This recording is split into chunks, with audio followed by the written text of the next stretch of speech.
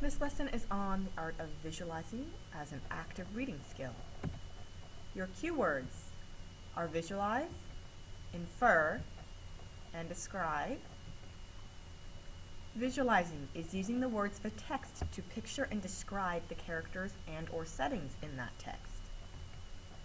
To visualize correctly, you need to read the details that are spelled out in the passage and imagine what the scene looks like.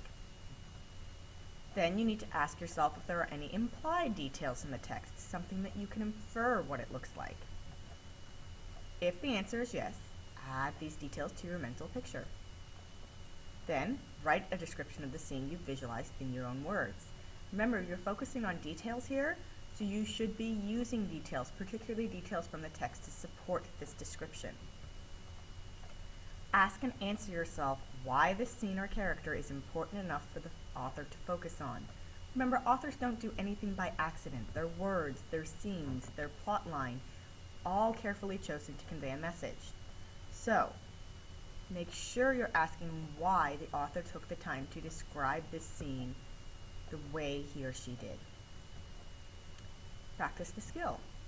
You're going to read the following passages and use the visualizing steps. "The wind is here," said Caleb happily. "It blows the snow and brings tumbleweeds and makes the sheep run.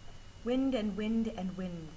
Caleb stood up and ran like the wind, and the sheep ran after him. Sarah and I watched him jump over rock and gullies, the sheep behind him stiff-legged and fast. He circled the field, the sun making the top of his hair golden. He collapsed next to Sarah, and the lambs pushed their wet noses into us.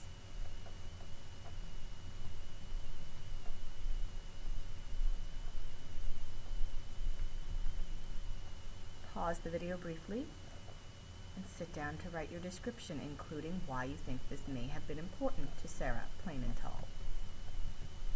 "The turtle swims around, flapping her long front flippers like wings. She is flying underwater.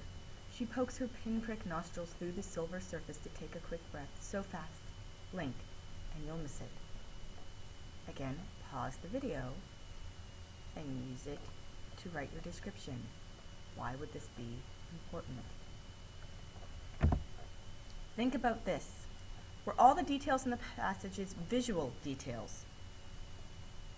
Of those, which sensory, your taste, touch, sight, smell, and sound details, were the most likely to be implied?